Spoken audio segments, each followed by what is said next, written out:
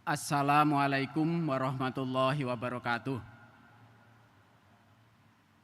Yang saya hormati dan muliakan Ketua beserta anggota Senat, Rektor dan para Wakil Rektor, para Dekan, para Ketua Lembaga, para Ketua Jurusan dan Koor Prodi Ilmu Tanah, para pimpinan di lingkungan Fakultas Pertanian, beserta Ketua Ikatan Alumni Universitas Pembangunan Nasional Veteran Yogyakarta, para dosen dan para tamu undangan yang tidak dapat saya sebut satu persatu, serta semua yang mengikuti acara ini melalui daring.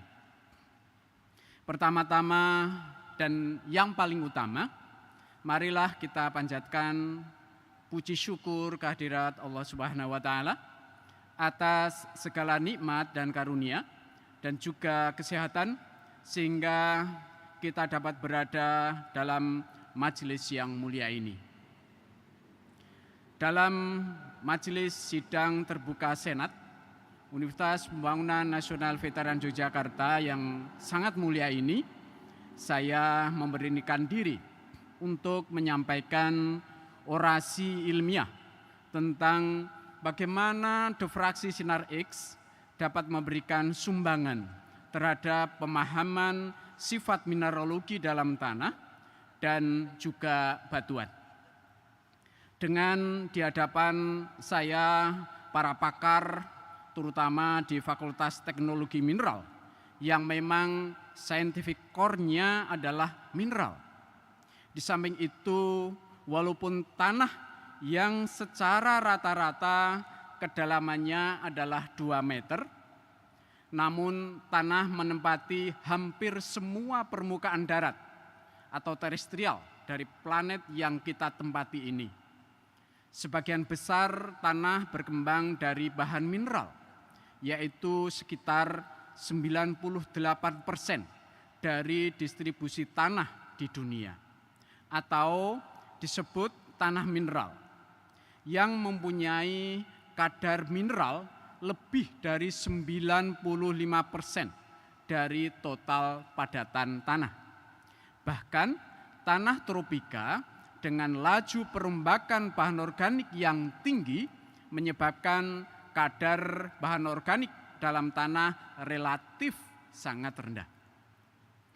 Penerapan XRD dalam analisis mineralogi tanah saya mulai pelajari pada tahun 1994 pada saat belajar di semester 3 program Magister Degree di University of the Ryukyu, Jepang, dan kemudian sampai selesai program PhD Degree di Kagoshima University dengan bimbingan Profesor Dr. Yoshihiro Tokashiki. Perkembangan ilmu pengetahuan dan teknologi memberi sumbangan dalam hal kemudahan kepada kita memahami material yang tercipta oleh Sang Maha Pencipta seluruh jagat raya, yaitu Allah Subhanahu wa Ta'ala. Walaupun demikian, perkembangan iptek yang saat awal tidak secara tiba-tiba memberikan makna dan manfaat bagi penemunya, apalagi umat manusia yang memanfaatkannya. Banyak penemuan yang menyebabkan petaka, karena iptek yang ditemukan tidak selaras atau berbeda dengan pengetahuan yang secara arus utama atau mainstream secara sosial pada saat itu. Perjalanan teknologi sinar X dimulai sejak ditemukan pada tanggal 8 November 1895 oleh Wilhelm Conrad Rontgen, dikenal sebagai sinar Rontgen. Kemudian 17 tahun berikutnya, pada tanggal 8 Juni 1912 ditemukan diffraksi sinar X atau X-ray diffraction oleh Maxwell Low dan koleganya. Penggunaan X-ray diffraction untuk mengidentifikasi mineral dalam tanah dan batuan relatif mudah dan dengan waktu yang singkat. Sehingga dalam tulisan ini saya memilih tema sumbangan X-ray diffraction dalam memahami sifat mineralogi tanah dan batuan. Aplikasi XRD pada prinsipnya adalah mengukur D-spacing dari suatu mineral. Mineral dapat didefinisikan sebagai padatan yang homogen, terbentuk di alam dengan komposisi kimia tertentu, tetapi umumnya tidak pasti dan mempunyai rangkaian atom yang teratur. Walaupun sekarang sudah banyak berkembang artificial minerals sehingga tidak terbentuk di alam. Dengan keteraturan bentuk dan ukuran tertentu dari mineral tersebut, maka dapat diidentifikasi dengan XRD berdasarkan ukuran D-spacing. Sinar X yang terbentuk dan dipancarkan dari X-ray tube atau tabung X-ray melewati divergent slit mengenai sampel spesimen dengan sudut theta dan sudut difraksi antara bidang datar spesimen dengan arah sinar terdifraksi atau receiving slits. Namun pembacaan oleh recorder adalah 2 theta, yaitu antara sinar datang dari sinar X-ray tube dengan arah sinar terdifraksi. Dalam menganalisis sampel diperlukan sinar X dengan panjang gelombang sesuai dengan unsur target yang digunakan, yaitu misalnya untuk unsur Cu, panjang gelombang sinar X atau lambda adalah 1,5406 angstrom atau 0,15406 nanometer. Ya, dari sudut datang yang berbeda menggunakan bagian-bagian alat goniometer, yaitu 2 theta, misalnya antara 3 derajat sampai 65 derajat.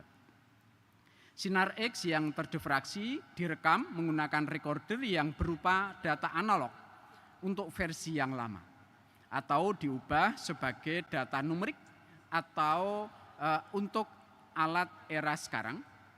Dan sumbu X adalah 2 theta dan sumbu Y adalah jumlah nilai D-spacing yang terdeteksi tiap satuan waktu dengan satuan count per second atau CPS.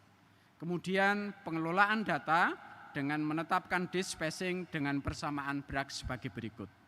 Untuk membedakan D-spacing dan hasilnya dibandingkan dengan data dari mineral yang sudah diketahui untuk mengidentifikasi jenis mineral.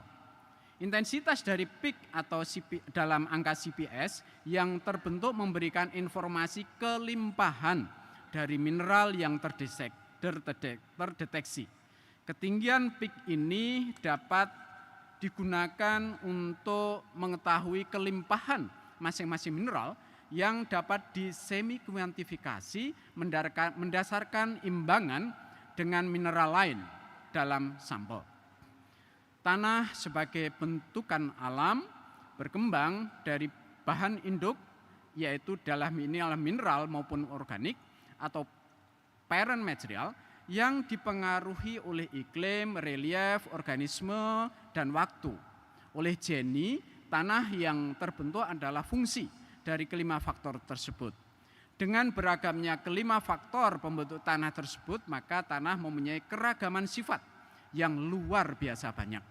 Dalam hal perkembangan, tanah yang masih awal dalam perkembangannya, maka sifat tanah dari mineral tersebut masih mendekati atau mirip dengan bahan induknya.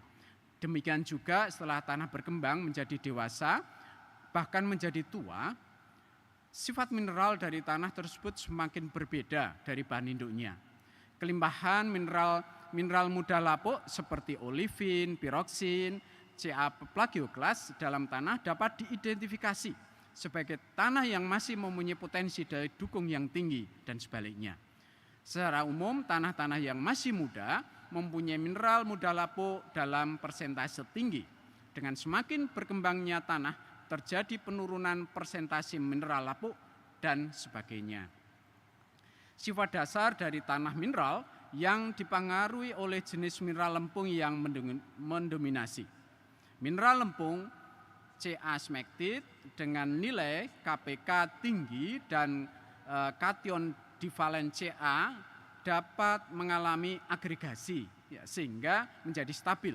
Sebaliknya, mineral kaulinit dengan KPK rendah menjadi mudah terdispersi. Hasil analisis jenis mineral dapat juga menduga jenis mineral lempung sebagai sumber aluminium tertukar di dalam tanah masam. Mineral lempung dalam tanah yang sudah berkembang lanjut, misalnya jenis oksisol, biasanya terselimuti oleh oksida bebas kristalin ataupun amorfus seperti Fe2O3. Material ini dapat mengganggu bentuk kristal mineral lempung. Sebagai dampaknya adalah adanya gangguan pada intensitas peak hasil analisis menggunakan X-ray diffraction, disebabkan berubahnya bentuk permukaan dan geometri kristal mineral. Untuk menghilangkan itu maka diperlukan pengekstrak, yaitu DCB. Dalam analisis mineral lempung, untuk tujuan penentuan persentase masing-masing jenis mineral dapat ditunjang dengan penjenuhan monokation yaitu Mg, Ca, dan juga penjenuhan K. Yang dalam hal ini untuk yang mempunyai ruang interlayer seperti vermiculit dan smektit. Perlakuan ini dapat memberikan bentuk kristal phyllosilicate lebih sempurna. Lalu kemudian sulfasi gliserol atau ethylene glycol, terutama untuk Mg clay atau Ca clay, itu dapat memberikan peak XRD yang beda antara mineral smektit dan vermiculit. Perlakuan termal yang bertingkat juga dapat memberikan rangkaian perubahan pola XRD untuk jenis mineral lempung yang berbeda. Perkembangan penelitian lebih lanjut juga ditemukan bahwa perlakuan termal suhu 400 derajat terhadap mineral lempung smektit dapat meningkatkan kapasitas pertukaran kation sampai 10 kali lipat. Dengan gabungan perlakuan 400 derajat dan pilaring Fe, maka kemudian mineral ini dapat digunakan sebagai penyerap sulfur, ya misalnya di dalam minyak mentah. Nah, gabungan metode pelarutan dan X-ray diffraction juga dapat digunakan untuk mengidentifikasi jenis mineral lebih rinci, misalnya untuk membedakan montmorillonit dan bedylit dari kelompok smektit. Juga pelarutan selektif dan X-ray diffraction itu dapat menganalisis jenis mineral oksida seperti manganis oxide yang dapat menyimpan logam-logam berat di dalamnya. Mineral fraksi pasir dalam tanah pada umumnya merupakan mineral primer yang diwariskan dari bahan induk. Mineral ini penting untuk dianalisis dalam rangka mengetahui jenis-jenis mineral yang mudah lapuk, yang tersisa, dan mineral tahan lapuk. Persentase keduanya dapat digunakan untuk mengetahui potensi mineral penyedia unsur hara dalam tanah. Di samping itu juga jenis mineral primer dapat digunakan untuk membantu perunutan asal dari bahan induk tanah. Bagaimana dengan sifat batuan? Pembentukan tanah secara umum dimulai dari pelapukan batuan dan kemudian terjadi pedogenesis. Selama pelapukan terjadi pelepasan unsur dan perubahan mineral. Mineral dalam batuan juga perlu diidentifikasi berkaitan dengan sumber unsur hara yang dapat disimpan dan dilepaskan oleh tanah, kemudian diperlukan tanaman. Mineral K-feldspar dapat memberikan sumbangan dalam penyediaan kalium sebagai pengganti kalium dari KCl. Kita ketahui Indonesia ini tidak mempunyai cadangan silfit, ya, kita impor dalam jumlah yang besar. Mineral silfit yang merupakan pupuk sumber kalium yang tidak tersedia dari bahan tambang Indonesia. Di samping itu juga KCl dapat digunakan di luar sektor pertanian untuk mencegah swelling mineral smectite dalam batuan khususnya untuk pemboran. Sifat swelling dari mineral smectite dapat dalam perlapisan batuan itu dapat menyebabkan terjadinya stuck, terutama pekerjaan pemboran. Walaupun peristiwa stuck tidak mesti disebabkan oleh swelling mineral smectite, tetapi juga jenis mineral yang lain, sehingga identifikasi jenis mineral dalam cutting diperlukan untuk menjadi guidance dalam pemboran di lokasi sekitarnya. Tetapi dalam pekerjaan yang sama, mineral N-smectite itu juga diperlukan untuk mengangkat cutting pemboran dari titik pemboran naik sampai ke permukaan. Identifikasi mineral lempung juga dapat memberikan sumbangan terhadap potensi longsor. Keberadaan mineral smectite di perlapisan batuan di lahan yang miring dapat sebagai salah satu penyebab terjadinya longsor. Dalam rangka pengelolaan limbah, terutama limbah cair, mineral smectite dan zeolite dapat digunakan secara efektif mengabsorpsi logam-logam berat sehingga hasilnya dapat memenuhi kualitas baku air limbah. Identifikasi keberadaan mineral sulfida, misalnya FeS2, dalam batuan atau dalam tanah juga perlu dilakukan. Batuan yang mengandung mineral sulfida dapat menyebabkan terbentuknya tanah sulfat masam potensial atau tanah sulfat masam aktual. Mineral ini dalam batuan di lingkungan tambang juga berpotensi menimbulkan air asam tambang. Diperlukan kehati-hatian dalam mengelola material mengandung mineral sulfida atau memanfaatkan tanah sulfat masam potensial, yaitu untuk tidak banyak mengusik mineral-mineral sulfida sehingga terekspos ke permukaan tanah sehingga teroksidasi menjadi asam sulfat. Kombinasi analisis menggunakan X-ray diffraction, kemudian juga neutron activation analysis atau NAA terhadap residu dari separasi mineral logam pada pasir besi dapat mengetahui jenis mineral dan juga unsur-unsur yang masih tersedia di dalam residu. Hasil penelitian ini dapat memberikan gambaran kondisi lingkungan fisikokimia dan mineralogi areal pasca tambang. Hasil identifikasi dan semi kuantifikasi mineral dalam batuan menggunakan XRD dapat digunakan untuk menetapkan sifat kerapuhan atau brittleness sebagai ataupun elastisitas atau ductility dari batuan dalam bentuk nilai brittleness index. Persiapan dan penggunaan X-ray diffraction. Dalam menganalisis sampel batuan, sebaiknya diketahui rekam jejak dari mana sampel tersebut diambil. Hal ini dapat terjadi suatu sampel terkontaminasi dengan bahan kimia yang kemudian mengkristal saat sampel dikeringkan. Misalnya keberadaan KCl dalam sampel potongan atau cutting dari batuan yang masih lembab ya atau kandungan air yang masih tinggi tidak teridentifikasi secara visual. Namun setelah sampel itu kering, maka kristal yang menyelimuti sampel yaitu KCl itu akan muncul. Pemisahan KCl diperlukan dengan pencucian menggunakan air agar hasil analisis X-ray diffraction memberikan hasil yang valid. Pengumpulan sampel lempung dari koloid hasil pemisahan lempung dari fraksi yang berukuran lebih besar dapat dilakukan dengan menggunakan NaCl. Namun ini perlu juga dipisahkan.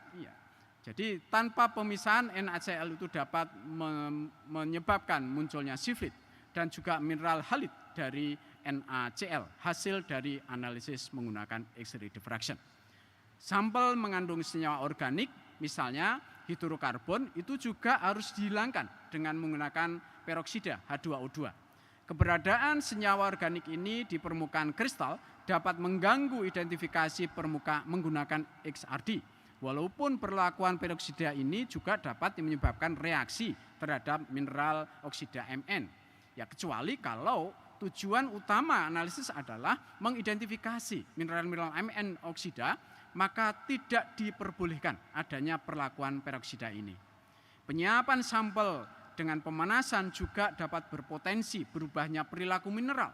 Misalnya, mineral haluisid memberikan puncak 10 angstrom pada analisis menggunakan X-ray diffraction dan dapat menurun sampai 7,2 angstrom pada pemanasan 100 derajat. Perubahan khas atas perlakuan ekstraksi, penjenuhan unsur, solvasi, senyawa organik, dan juga pemanasan dapat memberikan perubahan perilaku suatu mineral atau bahkan rusaknya mineral dari suatu mineral. Mendasarkan fenomena ini, maka kombinasi perlakuan terhadap suatu sampel dan pembacaan dengan X-ray diffraction dapat mengidentifikasi dan atau memilah terhadap mineral dengan nilai dispacing yang sama untuk pada suatu sampel. Kemudian bagaimana dengan pengembangan riset ke depan? Riset ke depan untuk bidang mineralogi itu, pengembangan riset bidang mineralogi itu sudah sangat pesat. Sebagai hasilnya sudah ditemukan ribuan mineral, jenis mineral, baik alami maupun artificial, dengan nama yang sangat asing didengar. Sungguh masih banyak mineral di alam ini yang belum teridentifikasi. Perkembangan mineral hasil sintesis, misalnya mineral smectite, yang dilaporkan oleh Kloprog dan juga Fox juga sangat pesat dan memberikan kemanfaatan bagi kemaslahatan untuk pertanian, industri, farmasi, pertambangan, perminyakan, metalurgi, lingkungan, dan lain-lain. XRD bukanlah merupakan alat pamungkas dan baru merupakan pintu masuk untuk kajian mineralogi. Masih diperlukan peralatan lain yang lebih advance, namun masih dapat memanfaatkan peralatan di institusi lain. Untuk ke depan memang perlu mengembangkan peralatan lanjutan di dalam wadah laboratorium terpadu di UPN Veteran Jakarta. Diperlukan semangat baik bagi kaum intelektual muda untuk belajar dan meneliti secara telaten sehingga brand bahwa UPNVY leading di dalam teknologi di bidang kebumian dapat lebih mendunia. Sebagai penutup, sangat banyak yang dapat kita lakukan untuk mengaplikasikan XRD dalam identifikasi jenis mineral dan juga modifikasi mineral lempung untuk kemaslahatan umat manusia. Kemanfaatan yang diperoleh dari kajian mineral sangatlah banyak dalam berbagai aspek. Semoga sedikit yang disampaikan ini menjadikan pintu untuk masuk di dalam arena kajian mineral yang lebih luas dan mendalam. Analisis menggunakan XRD perlu didukung peralatan yang lanjutan dan untuk lebih memastikan hasil analisis XRD yang kita lakukan seperti scanning elektron microscope, transmission elektron microscope, dan perkembangan peralatan yang lebih baru. Masih sangat sedikit kajian yang selama ini kami lakukan untuk memanfaatkan XRD. Diharapkan ke depan dapat lebih banyak lagi untuk mengembangkannya. Masih banyak kekurangan dalam kajian yang selama ini kami lakukan. Perlu kerjasama dalam tim yang lebih luas lagi. Sungguh unik mineral sebagai salah satu ciptaan Allah Subhanahu wa Ta'ala. Allahu a'lam bishawab. Hadirin yang berbahagia yang saya muliakan, dalam kesempatan kali ini saya ingin mengucapkan ucapan terima kasih. Sungguh karunia kebahagiaan yang sangat besar. Semuanya ini datangnya dari Allah Subhanahu wa Ta'ala. Namun dukungan doa dan semangat yang mengalir, satu dari istri tercinta Sri Suyanti yang selalu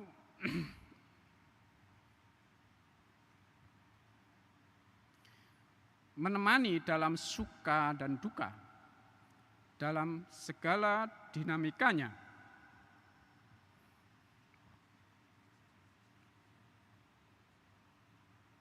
Dan buah hati Reza Fikri Al-Fatah.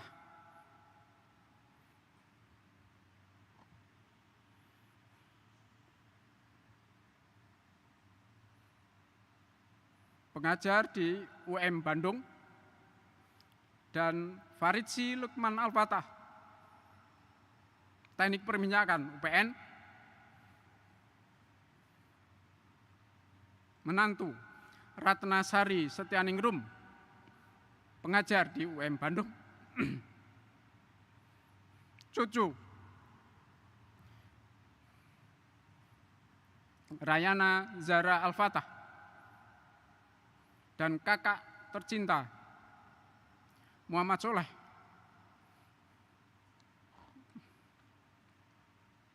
Yang sedang sakit, mohon doanya.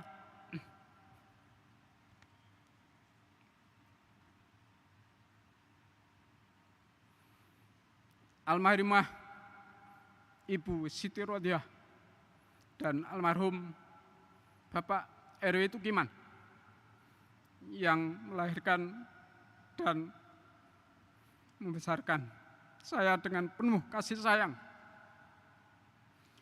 Bapak Ibu mertua almarhum Bapak Marto Diarjo dan almarhumah Ibu Sagiem, dan semoga semua amal ibadah beliau diterima oleh Allah Subhanahu wa taala.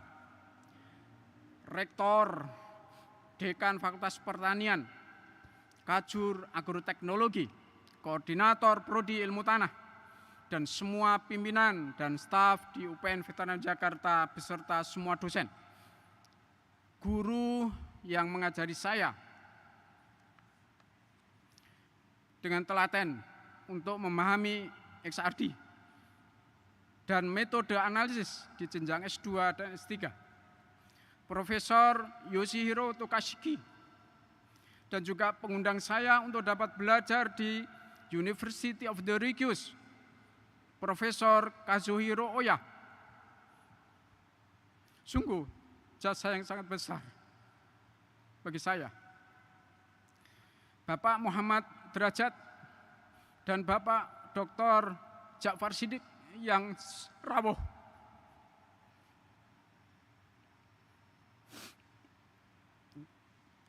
Juga telaten, penuh kasih sayang, mengantarkan saya mencapai gelar insinyur di Departemen Ilmu Tanah UGM. Profesor Budi Mulyanto dan Profesor Ali Munawar, serta dosen Prodi Ilmu Tanah yang memberikan support dalam pencapaian jabatan guru besar. Almarhum Bapak Profesor Bambang Suroto,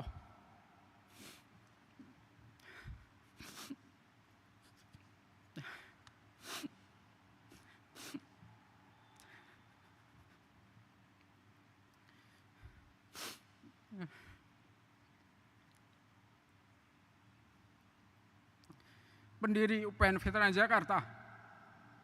Almarhum Bapak Dr. Subroto, pendiri jurusan Ilmu Tanah. Semoga amal ibadah dan ilmu yang beliau ajarkan menjadi amal yang terus mengalir. Terima kasih Bapak Dr. Sigit Harjo sebagai mantan Ketua IA UPNVY dan supporting selama beliau sebagai VP di Upstream Technical Center Pertamina, dan juga Bapak Aris Buntoro dan tim di dalam pengembangan Lab XRD di UPN Veteran Jakarta. Semua dosen dan tenaga pendidikan di UPN Veteran Jakarta yang memberikan bantuan yang sangat berharga dalam pencapaian jabatan guru besar. Semoga semua amal ibadah dan kebaikan itu diterima oleh Allah Subhanahu wa taala. Amin, amin, amin ya rabbal alamin.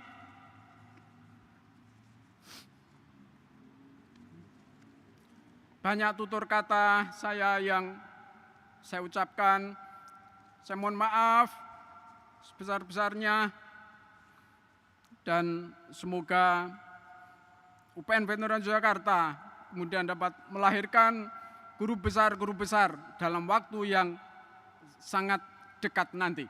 Amin ya rabbal alamin. Kurang lebihnya mohon maaf.